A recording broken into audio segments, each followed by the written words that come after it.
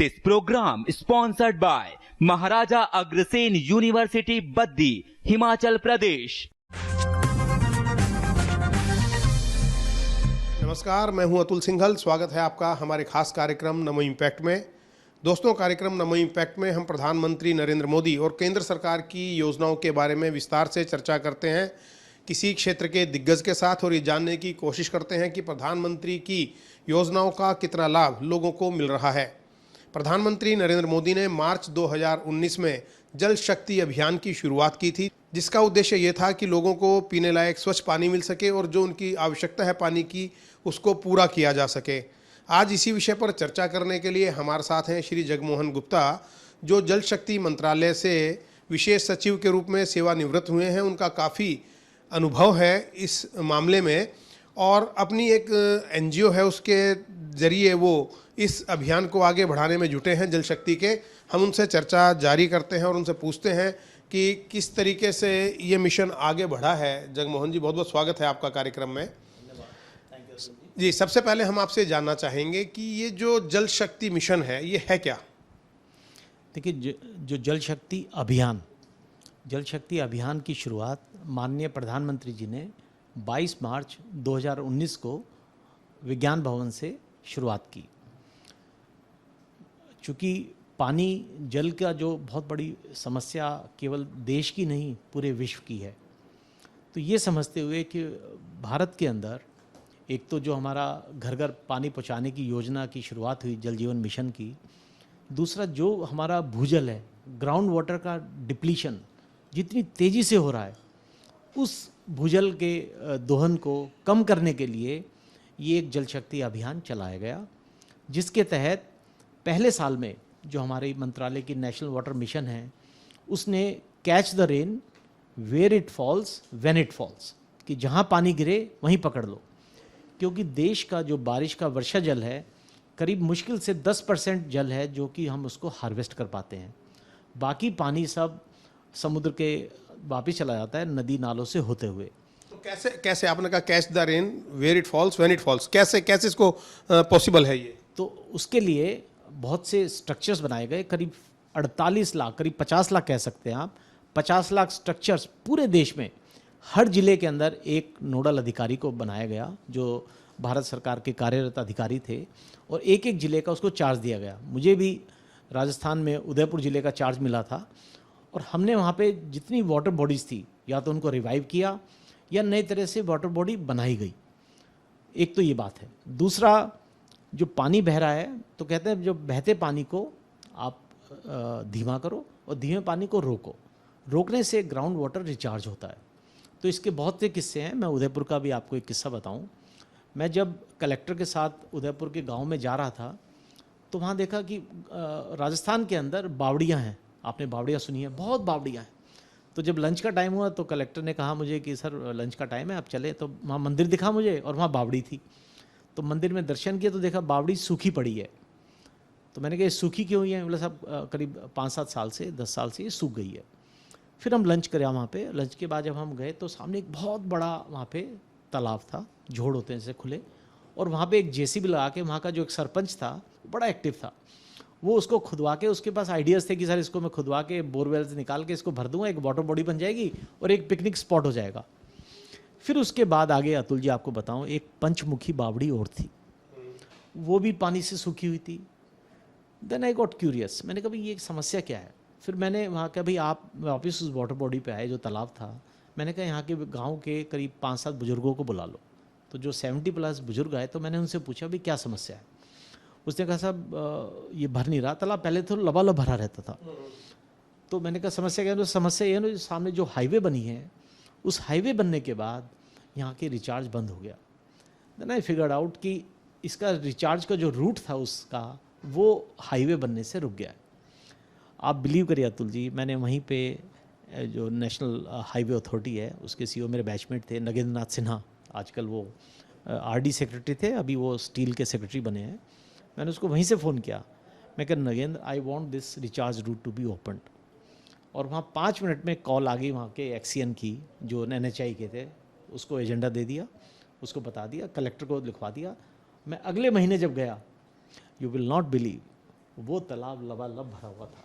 मतलब थोड़ा सा ये है कि ध्यान रखने की बात है कि आदमी विजिलेंट रहे कि कैसे रिचार्ज किया जा सकता है। रिचार्ज किया जा सकता है और पानी को कैसे बचाना है। एक छोटा इंटरवेंशन था, केवल उसमें रिचार्ज रूट खोलना था और पानी पानी हो गया, millions of litres of water. वो दोनों जो पावड़ियाँ थी वो दोनों लबालब भर गई, तो रिचार्ज रूट उससे बना हुआ था। तो इसी तरह जो हम मिशन चला रहे हैं, जो एहसास एनजीओ की बात आपने पूछी मुझे, एहसास एनजीओ बहुत काम करती है। लेकिन हमने जब प्रधानमंत्री जी की प्रेरणा मिली हमें 22 मार्च 2019 को, जब उन्होंने जल शक्ति अभियान किया, एहसास एनजीओ की हमारी जो टीम है, हमने डिसीजन लिया कि हम जल पे काम करेंगे। और उस जल के अंदर हमने रेन वाटर हार्वेस्टिंग पे फोकस किया। हम स्कूलों को कनेक्ट कर रहे हैं। हम चाहते हैं कि जो यंग बच्चे हैं वो सुनते रहते हैं catch the rain, rain water harvesting, करना कैसे ये नहीं मालूम है। तो हमने इनलाइन फ़िल्टर डेवलप किए। हमारे वो ट्रेडमार्क फ़िल्टर है जेवी के एहसास फ़िल्टर। जेवी के नाम जो है, J stands for doctor Jain, V stand for doctor Sandeep Vidyarthi who is a ground water scientist, and K stand for doctor Kedar Vaishnav. तीनों ने मिलके हमने उदयपुर से इसको लॉन्च किया और उस जेवी को हमने ट्रेडमार्क कराया। और ऐसे फ़िल्टर के तहत हमने रूफ, छत का जो भी पानी वर्षा जल आता है वो सब बोरवेल के माध्यम से हम ज़मीन पे भेजते हैं। ऐसे सिस्टम हम करीब पूरे देश में 1000 के करीब लगा चुके हैं। और आप ये देखिए कितना अच्छा मॉडल हमने दिखा कि भी एक स्कूल के अंदर मान लो आप 500 बच्चे भी हैं, 200 बच्चे हैं, 300 बच्चे हैं, एक स्कूल में एक सिस्टम लगाया और आपने उससे 200, 250, 300 बच्चों को कनेक्ट कर दिया। लेकिन जो आप बता रहे हैं कि स्कूल में आपने वाटर हार्वेस्टिंग के प्लांट लगाए हैं, अगर कानून की बात करें तो कानून के अंदर तो ये पहले से ज़रूरी है कि सारे स्कूल हैं, जो बड़ी बिल्डिंग है, 100 मीटर से ज़्यादा बड़ी बिल्डिंग है, उन सब में वाटर हार्वेस्टिंग लगा होना ज़रूरी है। फिर ऐसा क्यों है कि व्यक्तिगत स्तर पर संस्था को लगाने पड़ते हैं? देखिए ये बात सही है कि काफ़ी स्कूलों में रेन वाटर हार्वेस्टिंग बने हुए थे, लेकिन वो है कन्वेंशनल मॉडल कि पानी गिरा और वो बह के वहाँ पे वो बने हुए हैं। रेन वाटर हार्वेस्टिंग के टैंक्स बनते हैं, उसके थ्रू फिल्टर होके जाता है। लेकिन 90% मैंने देखा है, मैं बहुत हिंदुस्तान में बहुत जगह, भारत में बहुत जगह गया हूँ, सब रेन वाटर हार्वेस्टिंग के स्ट्रक्चर चौक पड़े हुए हैं क्योंकि उसको मेंटेनेंस की ज़रूरत है। बनाए हैं कई 15, 20, 30, 25 लाख से बनता है, छोटा मोटा स्ट्रक्चर नहीं होता है वो, ब्यूटीफुली डिज़ाइन भी है लेकिन उसका रख रखाव नहीं है। तो जो हमारा ये मॉडल है, इस मॉडल ये मेंटेनेंस फ्री है, लो कॉस्ट है। जैसे घरों के अंदर हम लगा रहे हैं, दिल्ली में, हरियाणा में, यूपी में बहुत लगाया हमने। घरों में हम केवल इसको 20,000 में लगा देते हैं और इसकी ज़ीरो मेंटेनेंस है, मतलब इसमें 15 साल तक ये स्ट्रक्चर कहीं नहीं जाता। स्कूलों के अंदर थोड़ी लागत ज़्यादा आती है, तो हमारे वॉलंटियर जुड़े हैं। मेरे परिवार से शुरुआत हुई, मेरे मित्रों से शुरुआत हुई और लोग अब आगे आ रहे हैं कि वो कहते हैं भाई हमारे नाम से आप एक स्कूलों में लगा दो और बच्चों को जोड़ो इसके साथ। अभी हम सुंदरबंस के अंदर, आपको बताएं अतुल जी, सुंदरबंस में पीने के पानी की बहुत बड़ी समस्या है। मैं गया था पिछले महीने, तो फॉरेस्ट अधिकारी जो मेरे साथ चल रहे थे उन्होंने कहा साहब इतनी बढ़िया जगह है लेकिन अब पीने की समस्या है। मैंने उसी टाइम आने के 1 हफ्ते के अंदर हमारी एहसास की टीम सुंदरबन गई और वहाँ पे स्कूल के अंदर और फॉरेस्ट गेस्ट हाउस में इंस्टॉल करके आई है। और अगर वो मॉडल सक्सेसफुल हो गया तो उससे वो पीने को पानी भी मिलेगा और उनको इस्तेमाल करने के लिए पानी भी मिलेगा। तो एक मॉडल बड़ा इफेक्टिव मॉडल है, लो कॉस्ट मॉडल है और लोग इससे जुड़ सकते हैं। जल शक्ति अभियान जो शुरू किया था प्रधानमंत्री जी ने, ये कहाँ तक पहुँचा है? क्या इसके लक्ष्य थे बेसिकली? देखिए लक्ष्य ये थे कि एक तो लोगों की जन जन तक ये मैसेज पहुंचाया जाए कि जल को कैसे बचाना है और लोग जल को बचाएं। क्योंकि देखिए भारत के अंदर 85% पानी जो है वो एग्रीकल्चर में इस्तेमाल होता है, कृषि में इस्तेमाल होता है और 85% जनता देश की वो ग्राउंड वाटर के ऊपर निर्भर है पीने के लिए। तो हमें ये ध्यान रखना है, इस जल शक्ति अभियान के कई कारण थे। एक तो कि आप वर्षा जल को बचाइए, दूसरा ग्राउंड वाटर के जो भूजल है उसको कंटेमिनेशन, उसको दूषित ना होने दें, ये भी एक मिशन था। क्योंकि लोगों ने बड़े गलत स्ट्रक्चर बनाए हुए हैं, लोग अपनी फैक्ट्रियों का एफ्लुएंट सीधा ज़मीन में डाल देते हैं। तो जो ये मानवता के प्रति जो क्राइम है उसको भी संदेश देने के लिए कि भाई आपको भूजल को बचा के रखना है। तो भूजल हमारा सही रहेगा, तो क्योंकि 85% जनता उसी पे निर्भर है। अभी जो हमारी जल जीवन मिशन चल रहा है जो अतुल जी, उसके अंदर हर घर नल से जल, वो देने के लिए तो पानी ग्राउंड से लेना ही पड़ेगा ना। दिल्ली जल बोर्ड भी ग्राउंड से बहुत एक्सट्रैक्शन करता है, तब घर में आपके पानी आता है। तो हमें ग्राउंड वाटर की कंटेमिनेशन को बचाना है ताकि हमारी फ्यूचर की जनरेशन हेल्दी रहे, सिक्योर रहे। तो ये पानी से समस्या आपकी हल हो सकती है। और जो हमारा मॉडल है, आपको मैं बताऊं, जिस बोरवेल के अंदर हमने सिस्टम लगा दिया वो बोरवेल कभी ड्राई नहीं होगा, ना उसका लेवल नीचे जाएगा, क्योंकि इस सिस्टम से आप 2 लाख लीटर पानी साल में बचा सकते हैं। ज़मीन में जाएगा, हो सकता है आपके घर पे ना रहे, पड़ोस में चला जाए, तो पड़ोस भी अपना ही होता है। तो हम तो ये मानते हैं कि ज़मीन में जो पानी जाए वो पूरे समाज के लिए है, तो आपका सबका हक है उसके ऊपर। हमसे बात करने के लिए बहुत बहुत धन्यवाद। जगमोहन गुप्ता जी जो जल शक्ति मिशन से जुड़े रहे हैं, रिटायर्ड सरकारी अधिकारी हैं।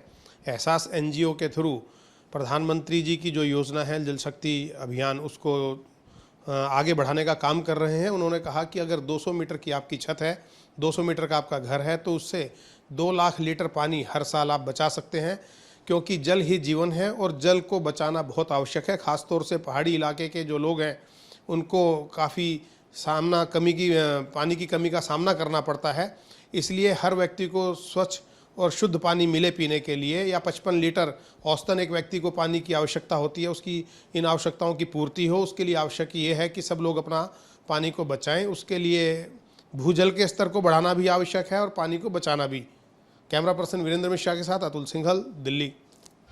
This program sponsored by Maharaja Agrasen University, Baddi, Himachal Pradesh.